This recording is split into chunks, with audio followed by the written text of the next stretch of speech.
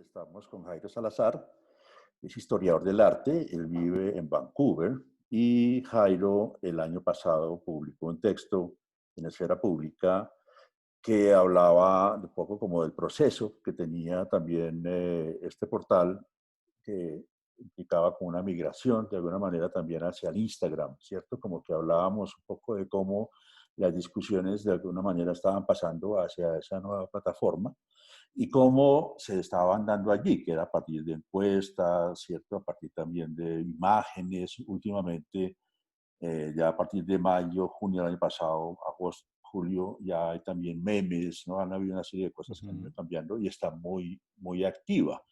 Pero también Jairo decía un poco que la discusión que se daba allí, y en ese sentido tiene también la razón, es muy distinta a la que se estaba dando en el portal, ¿no? Que es una discusión de texto, un perfil distinto, obviamente tienen textos, a lo mejor las discusiones son más decantadas.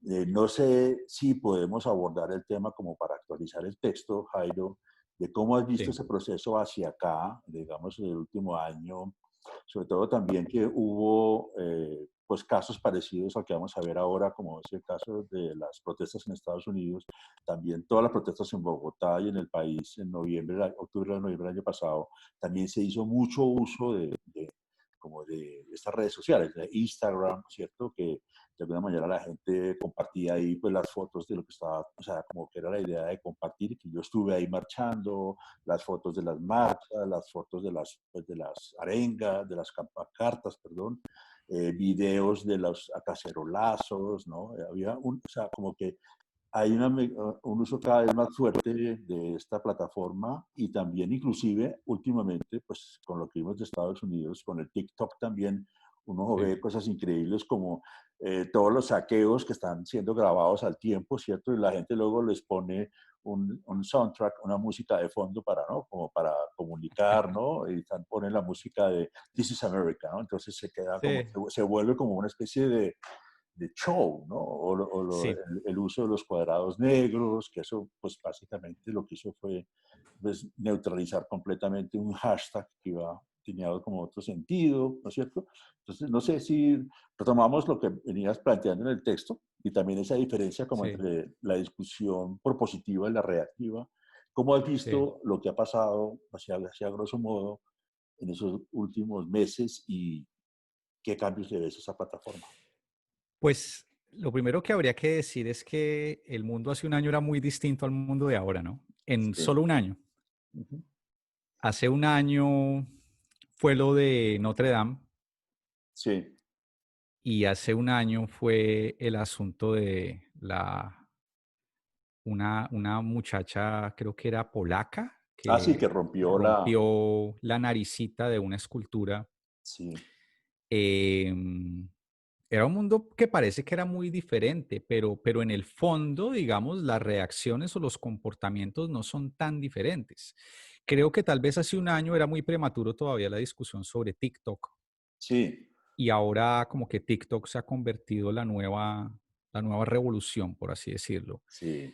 Sin embargo, vinculando un poco el asunto con lo de las protestas en Estados Unidos, me recordó mucho lo de la canción, que es una canción poema, ¿no? La de Jill Scott, la Ujú. revolución no será televisada. Sí, Eh, es muy ingenuo, Jaime, pensar 15 años después de la aparición de Twitter o de casi 15 años después de la aparición de Twitter, de Instagram, de Facebook, es muy ingenuo pensar que son armas revolucionarias hoy día. Es decir, se intenta eh, recuperar el espíritu de la primavera árabe del 2008-2009, pero cuando esas herramientas de, cuando esas herramientas como de denuncia se vuelven un lugar común, pues ya no son revolucionarias. Entonces se habla de los medios no tradicionales, ¿no? Y uno ve siempre el meme, esto es lo que no pasa Caracol y RCN. sí, sí, Pero sí. es que ya nadie ve Caracol y RCN. Es decir,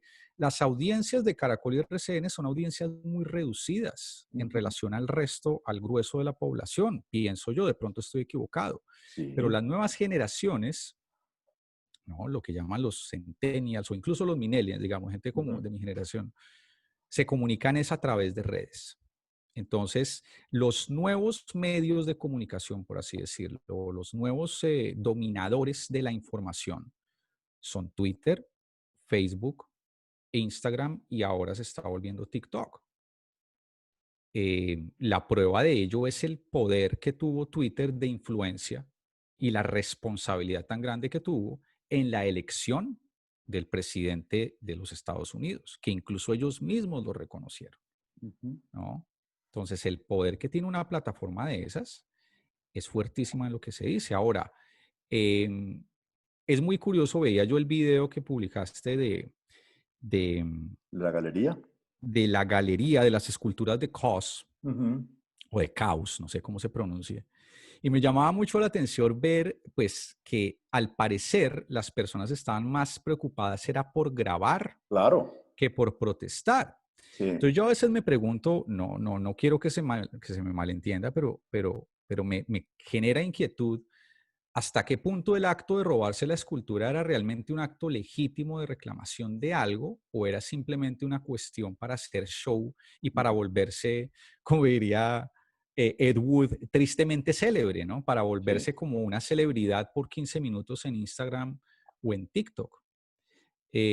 Los montajes de las protestas con música y demás es muy interesante verlo también Ujú. porque en efecto es una manipulación del evento y es una manipulación del evento también como para vender otro tipo de idea, Claro. positiva o negativa. This is America. Don't got you slipping now. Look how I'm living now. Police be tripping now. Yeah, this is America. Guns in my area. I got the strap. Now they always say congratulations. This is America. Work so hard for Don't got you slipping Creo now. que yo al respecto me planteo un par de hipótesis, por así decirlo, y es haciendo un poco la asociación con la pandemia, y es que el mundo del arte, sobre todo las galerías y todo lo que tiene que ver con el mercado del arte, eh, ha vivido en cuarentena y distanciamiento social desde hace mucho tiempo. Cuando yo digo que las galerías se han distanciado socialmente, tiene que ver con que pareciera ser que el mundo de puertas para afuera no tiene absolutamente nada que ver con lo que pasa de puertas para adentro. Y eso me lleva a mí también al asunto de la gentrificación y cómo las galerías, no solo en Bogotá, sino en muchas partes del mundo, han operado de esa forma, comprando lotes relativamente baratos, inflando esos lotes, que es lo que pasa en Nueva York, Ujú. y tratando de renovar la renovación urbana de barrios tradicionalmente, digamos, no tradicionalmente, pero que en las últimas décadas estaban sufriendo un deterioro, ¿no? Ujú. Estaban un poco abandonados, había cuestiones de crimen, de drogadicción, etcétera. Acá yo tuve la oportunidad de hacer no voy a dar el nombre porque uno nunca sabe, pero tuve la oportunidad de hacer un voluntariado en una galería que quedaba en una de las zonas más deprimidas de Vancouver.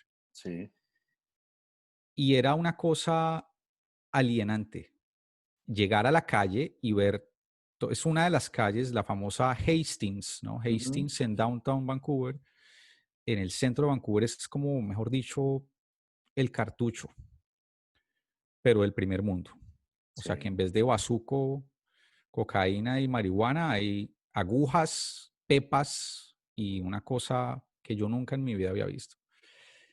Y de repente hay una puerta con grafitis. La puerta me recuerda mucho a la de Desborde, es una puerta similar, ¿no? Como con Sí. grafitis, con arte callejero, la cosa muy chévere la puerta. Abres la puerta y adentro es otro mundo, es otra gente, otra. Entonces, si hay esa desconexión entre el espacio, el entorno en el que está la galería y el mundo de afuera, pues naturalmente la respuesta de la gente en una situación como la que estamos viviendo ahorita es el arte no sirve para nada y estos tipos ahora sí van a tener que pagar por todos los pecados que han hecho y por todos esos precios hiperinflados y demás. Ahora, algo que yo siempre he peleado, son dos conversaciones diferentes. Una cosa es el mercado del arte, otra cosa es la realidad del artista. Ujú. Esas dos discusiones compaginan de vez en cuando. con artistas que tienen la posibilidad de autogestionarse, pero esos casos muy reducidos. Ya. Artistas que ya tienen un nombre suficiente como para tener una representación. Ujú. Pero de resto, el artista, como la carta que publicaste hace poco en Esfera Pública de un artista que dice, no, es que mire, a mí me gusta crear y yo hago estas cosas y estoy preocupada. Es decir, la labor del artista como creador, como creativo, no necesariamente tiene que ver con lo que ocurre con esos precios exageradísimos de las obras que uno ve disparadísimos año tras año y que probablemente eso vaya a caer. Sí. Escuchaba yo hace días, he estado oyendo mucho los podcasts de Hyperallergic Sí. y la discusión es generalizada porque el caos en Nueva York con las galerías Claro. pequeñas, emergentes, ha sido una Tremendo. locura. Ujú. Y entonces, de alguna manera, yo te puedo compartir de pronto el enlace, como que daban testimonios de casos esperanzadores, ¿no? Y parece que la solución fuera como ponerse las pilas con un buen website, por ejemplo, Ujú. y tener proyectos colaborativos. Yo quería compartirte un proyecto, yo no sé si tú has escuchado el proyecto de Tiny Pricks Project, No, no. y me parece ejemplar. Ujú. Empezó antes de la pandemia, pero ha agarrado otra dimensión con esta pandemia.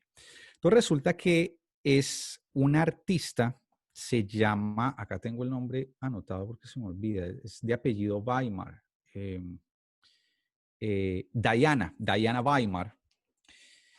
Y en el 2018, en enero, ella le dio por hacer un proyecto que tenía que ver con hacer bordado, coser frases de Trump.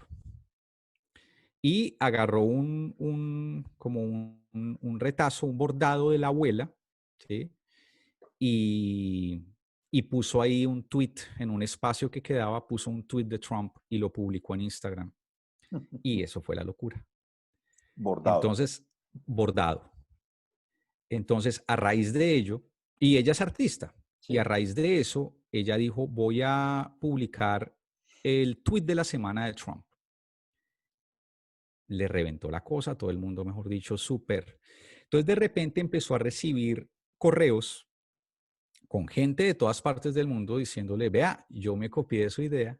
Entonces, Ujú. ahora pasó de ser un proyecto individual a ser un proyecto colaborativo. Y Ya. todos los días publican las barbaridades que dice el presidente de los Estados Sí. Unidos. Y me Bordadas. parece un ejercicio fascinante. ¿Y por qué lo Sí. traigo a colación? Vea que uno empieza a hablar de una cosa y termina. En Me otra. parece increíble porque es un gran ejemplo de cómo lo etéreo del Internet se puede documentar. Ujú. Porque ella, digamos, la premisa es, no puede ser que nuestra presidencia o que la presidencia de nuestro país se vaya en tweets, porque los tweets se olvidan. Esto tiene que recordarse en el futuro para que sepamos qué clase de tipo era este señor, qué decía y que las generaciones futuras, si es que van a haber generaciones futuras, se acuerden de esto que vivimos y que ojalá no se repita. Y el acto de bordar, que tiene que ver con la cuestión manual, que tiene que ver con los famosos quilts, ¿no? Como con los Sí. zarapes que se pasan de generación en generación. Ujú. Me parece un proyecto increíble y con eso han venido sobreviviendo. Me Ujú. parece genial. Entonces, Sí. creo que también esta es una oportunidad para mucho artista. Claro, sí, hay que comer y es muy fácil como hablar desde la teoría, Ujú. pero es una gran posibilidad para repensar para las galerías, para las instituciones, eh, qué tan colaborativos están siendo en sus prácticas, ¿no? Si de Sí. pronto es que están como muy cerrados, muy apáticos, Ujú. pues hay una necesidad de replantear cosas efectivamente, Sí. Jaime, y de hacer uso de estas nuevas posibilidades, me parece a mí. Sí, yo creo que vamos a estar un buen tiempo pues en esas plataformas, digámoslo así, y eso va también a generar eso que tú mencionabas allí, que ya el hecho de ir a un museo sea una experiencia, digamos, una cuestión presencial y contemplación muy distinta, ¿no? A tratar de hacer el recorrido en una mañana para ver las 20 obras claves del museo corriendo con los turistas, ¿no? Y tomar la foto para decir yo estuve acá chao, sino de pronto puede ser claro, algo más distinto. Inclusive no hablamos solamente de los museos, a una galería, ¿no? De pronto si ya uno quiere ir a una galería, pues me imagino que un tiempo largo será por cita previa, ¿no? Pues de aquí a un año y medio, y uno va a ver la pieza o a un museo, va a ser distinto, y digamos que, pues aunque aquí no habían esos problemas de del museo como tan masivo, tan congestionado, pues es cierto, va a hacer que uno piense con mucho más cuidado la idea de estar presente frente a una obra, ¿no? De la importancia es que eso cierto. es, ¿no? Y de pronto sí, el día a día, pues en Zoom o en celular, porque es que ya también ya veníamos muy, o sea, la gente desde hace 4, 5, 7 años ya estábamos todos muy en el celular y uno ve todo en el celular y las fotos, las imágenes, lo que pasa en un lado, los videos que le mandan a uno, o sea, entrar en este sistema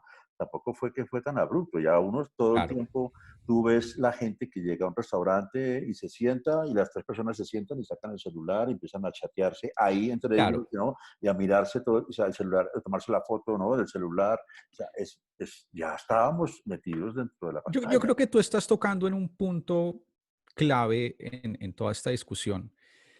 Es que yo, mire, yo no sé si sea una cosa generacional, Ujú. pero yo la verdad no, no entiendo, no sé en Bogotá cómo esté la cosa, pero por lo menos acá uno oye a los pelados desesperados por salir y socializar.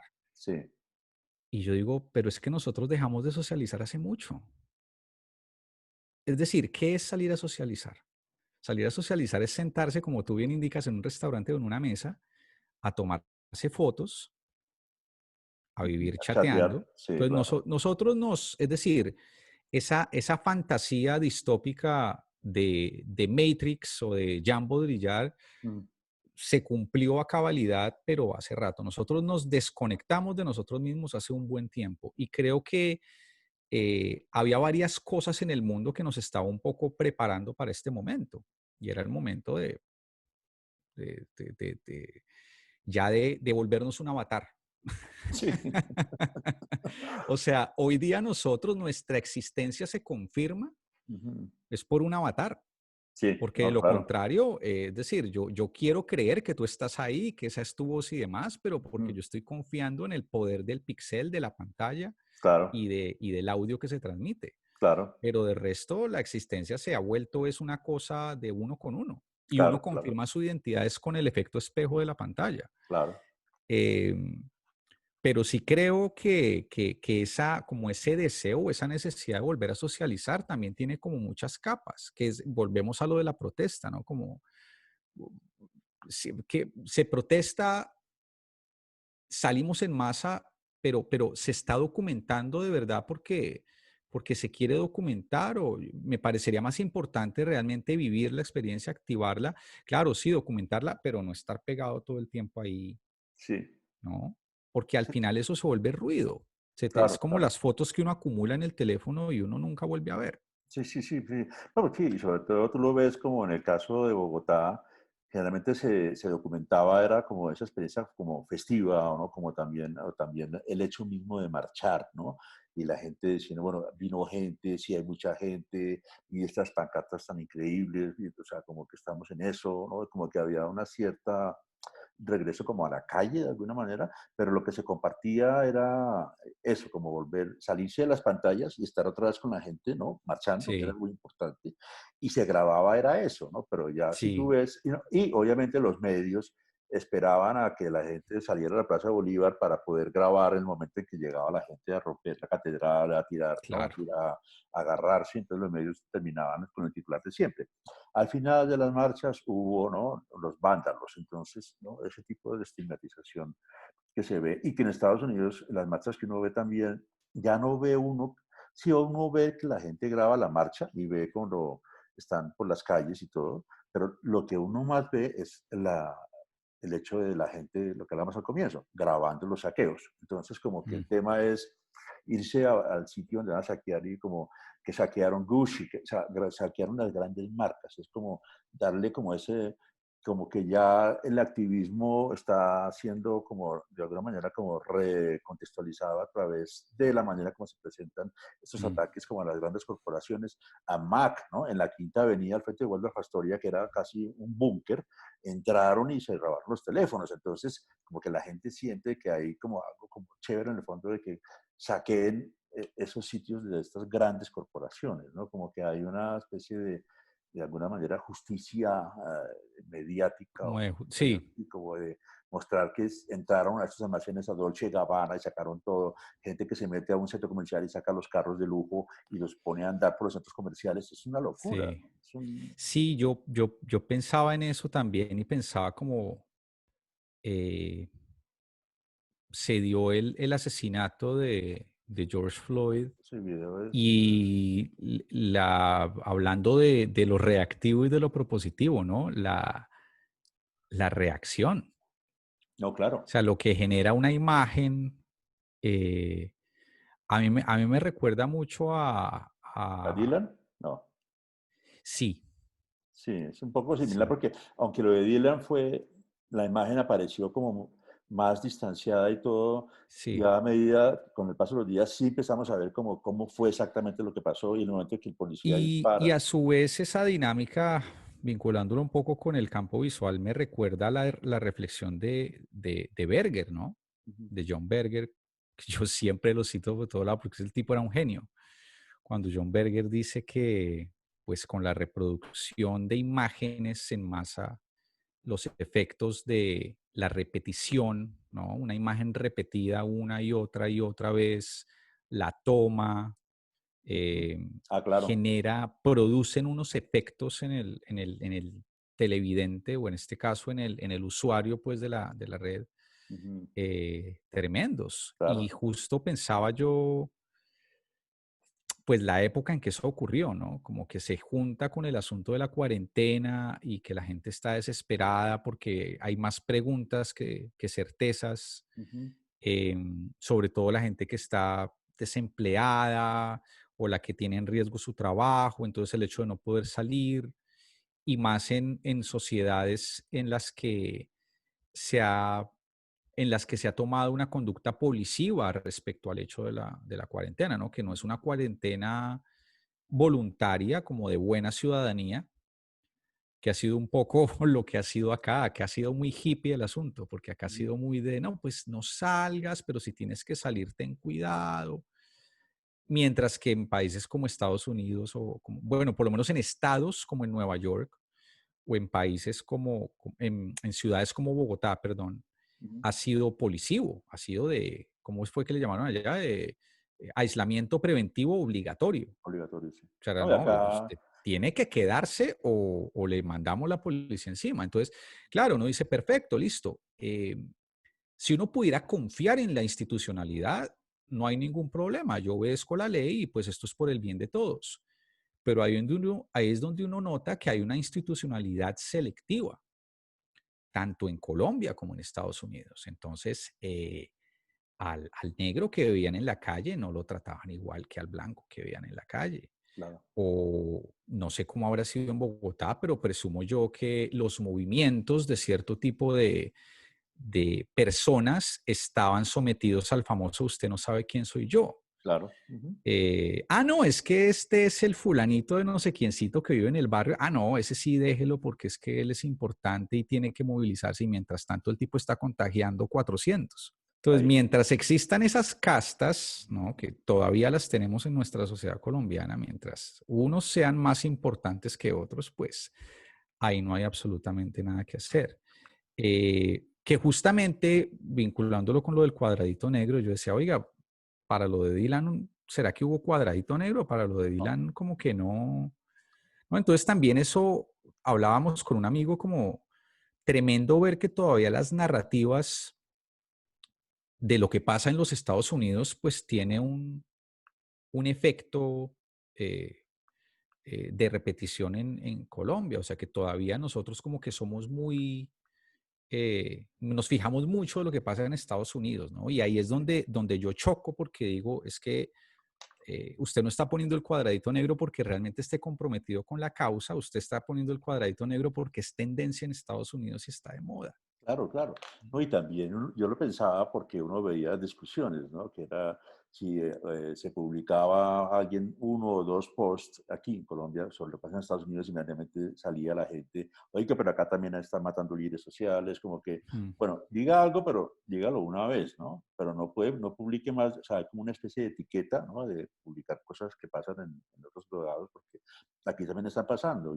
Pero el caso es que aquí pasan todos los días y hay Todos una los cierta días. indolencia en eso, y también uno mira el caso de Estados Unidos con cierta, no sé, es terrible todo lo que está pasando, pero uno también dice, bueno, allá están en cuarentena, está todo pasando, pero aquí también puede esto reactivar lo que pasaba acá hasta hasta noviembre, diciembre. Luego llegó Navidad, bajó todo, y iba a empezar el año, y en el momento que iba a empezar las marchas, llegó la cuarentena y bajó todo. Seguramente pronto se reactiva, pero de alguna manera estaremos saliendo de esta especie de neblina, ¿no? Que es esta incertidumbre enorme, la cuarentena, y aparecerán otra vez esta necesidad como de salir y también de marchar, ¿no? De Yo salir. creo que ahí la labor de los artistas estaba siendo importantísima. Yo estaba siguiendo mucho lo que estaba ocurriendo eh, con el asunto de salir, de volver a salir, de reunirse, de Claro. discutir.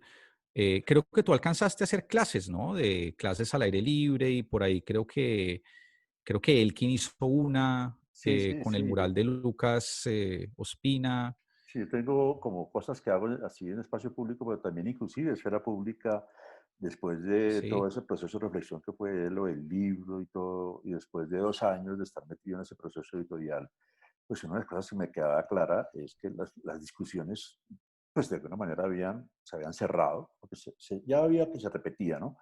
Quedaban unas ahí todavía pendientes, no quiero decir que se cerraron en un sentido general o universal, pero digamos que en el caso de esta plataforma, pues ya los textos ya habían tenido como un ciclo y también estaba muy saturado el tema de lo virtual, ¿no? Entonces dije, ya las sí, discusiones he ensayado de todo, sí, podcast, todo, video, está la plataforma de WordPress, está lo otro, y buenísimo poderse uno reunir y hablar y sí. discutir en espacio físico, y esa era la idea de este año, y pues sigo pensando que se puede hacer, ¿no? Ojalá se pueda volver a Sí, se hacer. puede hacer, Sí, se puede hacer. pero es importantísimo también verse y dejar, ¿no? Esta cosa tan de avatares, ¿no? Como, y también esta polarización de las redes sociales, esta cosa tan, ¿no? Tan, digamos, generalizada que ya una discusión de arte inmediatamente queda asociada con polémica y con, ¿no?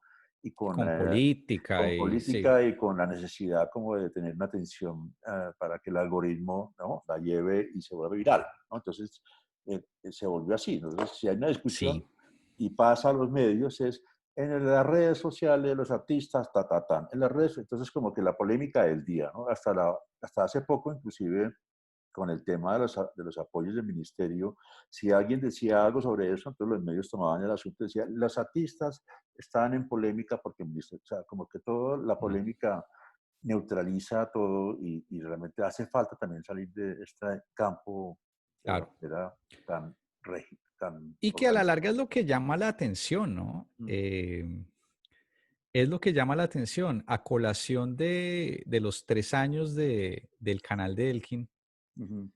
el otro día pues fue una charla como tipo entrevista y conversábamos sobre qué es lo que llama la atención, ¿no? Sí, Y él mencionaba algo como que el video que más vistas tenía era el de Doris Salcedo, el de, ay, ya olvidé ahora cómo se llama esta pieza, el del Monumento de la Paz, olvidé el nombre de ajá, la pieza, y ahora que tuvo una charla sobre el arte contemporáneo, claro, explotó, pero una cosa impresionante. Creo que ahora, a la fecha, creo que es el video que más vistas tiene. Entonces conversábamos y yo le decía, pues claro que va a tener vistas porque es que la gente busca arte contemporáneo y la gente está en busca de respuestas, ¿no? sí, claro. Es que el arte contemporáneo, esto es una porquería, esto es una porquería. Mire, y es tan fácil Ujú, explicar el arte contemporáneo, pero a ujú. veces uno se complica mucho. No, claro, Entonces, empezamos a tomar del pelo y le dije, mire, si usted hace un video que diga los 10 más borrachos del arte contemporáneo en Colombia, pues esa vaina tiene 3 millones de visitas. ¿Por Claro, qué? Porque está buscando el escándalo. Y la claro. gente hoy día lo que le llama la atención es el escándalo. No, claro, a mí me pasa eso cuando llegamos, tú publicas un texto o republicas un texto que hay en la esfera pública sobre Avelina Lesper. Inmediatamente me acuerdo que Por pasó, supuesto. yo publiqué un texto, creo que lo escribió el diario Ortiz, ya tenía muchas visitas, lo republiqué como al año y medio y no sé, en México lo vieron y tuvo como, haz de cuenta, 170,000 visitas en 2 semanas.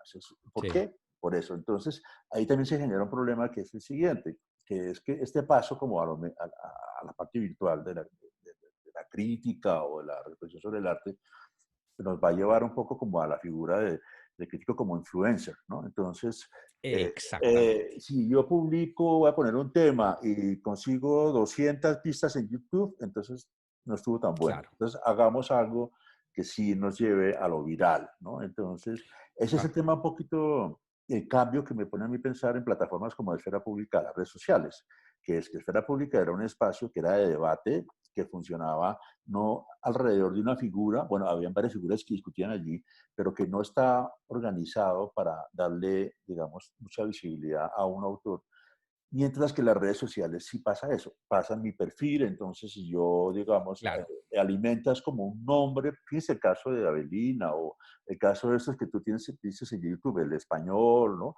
Que son figuras que necesitan de negar el arte contemporáneo o decir cosas que la gente de pronto, o el algoritmo busque, ¿no? El arte contemporáneo, o en el caso de Esfera Pública, el texto de Luis Camitzel, La enseñanza del arte como fraude, tiene 250,000 visitas. O sea, ¿por qué? Por lo Es mismo. muy, muy simpático eso que mencionas porque me recuerda que cuando estaba trabajando en el texto hace un año, pues a mí me tocó machetear un par de secciones.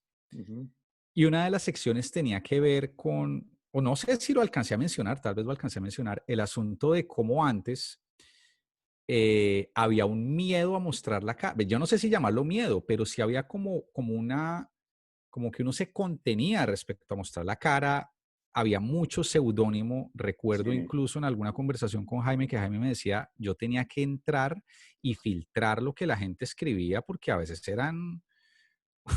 No, eran claro. unas barbaridades. No, claro, claro, no. Eh, pero yo creo que ahí, tal vez estoy sonando ya como un romántico, pues, pero ahí había algo de magia, porque bien o mal, el madrazo era de frente. Claro. Ujú, Y el madrazo era de frente en el sentido que no había, es decir, no era como, uy, venga a ver quién escribió esto, y uno se metía al perfil y decía, uy, es que ese gran, no, ujú. no había forma, porque era Sí. una cosa de, lo mandó al correo Ujú. y ahí se quedó. Claro. Es que yo creo que lo que cambió, si uno hace como una línea de tiempo de las redes sociales, Ujú. lo que marcó por completo el cambio de la red social tuvo que ver con la implementación de la reacción y del comentario. Sí, y el like, ¿no? Fíjate cómo, claro, Mm, y el comentario. el comentario. Fíjate cómo las redes sociales mutan tan rápido que a uno se le olvidan cosas. A uno se le olvida que originalmente Facebook tú solo podías escribir en el muro de la persona. Ujú. Y a uno se le olvida que Instagram no permitía comentar. Ah, no, sí, no me acuerdo. No, Sí, no, no, no. no. Cuando yo abrí la cuenta de Instagram por ahí en el 2012, 2013, y yo la abrí tarde. Ujú. Yo tenía una compañera de la maestría, imagínate, estamos hablando del año 2008, y ya tenía Instagram. Instagram originalmente era una plataforma de subir fotos con Sí, filtro que simulaban la apariencia de las famosas Polaroid. sí, sí, sí, sí, sí. Esa era la función de Instagram. Entonces realmente no era una red social, era una cosa móvil, porque uno la bajaba en el celular, uno no la podía instalar en el computador, pero que, digamos, no se sabía exactamente para qué servía. Ujú, ujú. Eh, Cuando se le puso la opción de comentario a Instagram o a Facebook, la cambia por completo, porque es que cuando tú publicabas antes algo, tú lo publicabas sin la intención o sin la expectativa de qué es lo que va a decir el otro. Claro. Y creo que cuando ahora media la reacción, cuando ahora media el qué va a decir el otro, yo la pienso 2 veces. Y Claro. en un espacio como el de Esfera, pues eso, digamos, más que comentario mío, es como, queda como la inquietud, como si tú la quieres abordar, es cómo posibilitar un debate o cómo posibilitar una conversación cuando la gente en lo único que está interesado es en la reacción o en el like fácil, ¿no? Yo creo que eso es lo que te comentaba hace poco. Yo ya lo veo en la red muy difícil, ¿no? Ya en la red es muy difícil. Ya cuando pasamos de la lista de correos, por ejemplo, a la plataforma de WordPress, se cambió de las discusiones que te llegaban a tu correo a una plataforma en la que te escribe tal persona y uno comenta abajo. Ahora, durante un Ujú. buen tiempo los comentarios en WordPress eran largos, ¿entiendes? Eran casi o más tan largos que el texto. Y eran discusiones que se daban muy bien Sí. allá abajo. Pero Y con cuando aparecen citas, ¿no? citas, y eran discusiones muy, muy, De digamos, texto y toda la exacto, cosa. muy sesudas, las participaciones, y eran como muy interesantes, como leer todo lo que está pasando allí. Obviamente habían, pues también enfrentamientos, eso es inevitable en la esfera pública o en Harvard, o sea, a cualquier lado van a haber como, ¿no?, conflictos, pero ya cuando aparecieron redes sociales, digamos, no, cuando aparecieron, no, cuando se fortaleció Facebook y Facebook dejó de ser vista como la red de los, ¿no?, de los chicos de los millennials, y empezaron a ver ahí gente, ¿no?, Claro. mayor, digámoslo, de otras generaciones o inclusive no más generaciones con discursos más decantados. Entonces, la discusión de esfera pública se fue para Facebook, de alguna manera la gente ya empezó pues a discutir ahí, y en esfera pública quedaron los textos. Entonces, ya ahí, de alguna manera, esa discusión se da más, es a partir de textos largos y que cierran ese proceso. Entonces, a mi manera de ver, lo que sigue ya es como fuera la red, ¿me entiendes? Por eso decía, después de revisar ese libro, los debates y todo, es que ya la red como utopía, ¿no?, como de la discusión, como esa cosa que es como de pronto que aporte a un campo y todo eso, que eso ya es muy difícil. Sí. Ya no hay plataforma pues que lo haga porque todo el mundo está muy acostumbrado a la red social, ahora todo es en video, le ponen música, o es el tema del comentario polarizante de Facebook, ¿no? Y yo creo que hay que volver al presencial, ¿no? Como empezó Esfera Pública, empezó siendo así, como discusiones en Sí. espacios y cara a cara. Obviamente, ahora con Zoom, esto de verse cambia un poco las cosas, Ujú. pero imagínate un Zoom con 40, 50 personas, todo el mundo discutiendo, pues puede ser muy interesante, No, es pero una locura. una locura. Pero sí, yo creo que hay que volver a ver sin sitios y de pronto ni siquiera registrarlo, sino poder discutir sin necesidad de, ¿no?, de que tenga 1000 visitas o 2000 o 3000, sino, hombre, encontrarnos y vernos y discutir, pues hablar, ¿no? Sí. Usted quiere estar en otro lado, ¿no? Ujú, Entonces creo que el hecho de conversar, y creo que eso también lo discutían en los podcasts de Hyperallergic, ujú, eh, algo que se está generando ahora entre los artistas es algo que hacía falta hace mucho y es conversar. ¿Qué vamos a hacer? ¿Qué vamos a, sí, no? claro. Ujú, Eh, las grandes obras, los grandes momentos de creatividad en la historia surgieron en tiempos de incertidumbre. Eso ujú, es, pocas veces en la historia se ha podido crear cosas que perduren en tiempos de plenitud. ujú, Y eso la historia lo demuestra. Y si uno ve lo que surgió entre la Primera y la Segunda Guerra Mundial, por citar solo 2 casos recientes, sí.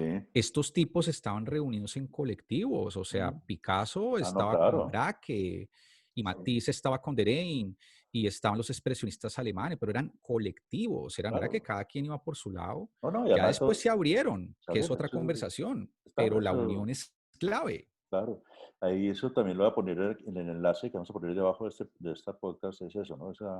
tengo un texto que publiqué hace poco que se llama Utopías Digitales y habla de eso, ¿no? Un poquito como los antecedentes de estos espacios de conversación eran pues la gente que giraba alrededor de publicaciones, los dadaístas, los cubistas, los surrealistas, no Los digamos que cafés. no uno como vanguardia, sino estos sitios de conversación que eran esos espacios y que de alguna manera con la entrada al Internet, pues pensamos que era el espacio utópico por excelencia donde iba a haber la libre expresión, donde la horizontalidad iba a ser absoluta, donde no iban a haber esta serie de jerarquías, pero realmente ahora con el tema de los algoritmos y todo ese tipo de cosas, dudo mucho que sea el espacio para esto. Que por cierto también abre otro capítulo, eso es otro, hace parte de otra discusión, ¿no? Y es la Sí, incomodidad colectiva de no tener un enemigo con cara. sí, Veníamos de todas unas narrativas desde los años 90 de que los enemigos globales tenían cara, ¿no? sí, sí, sí. El musulmán, el árabe, el inmigrante, el mexicano, lo que fuera. Y Ujú, ahora de repente el que está causando un colapso mundial no tiene rostro y el rostro sí, se ejemplifica en Big Data, ¿no? ujú. Las cifras que uno ve todos los días de las Sí, curvas. eso es interesante, todos esos gráficos y esos modelos, sí. Esa es la cara del virus, es el Big Data Mm, y la...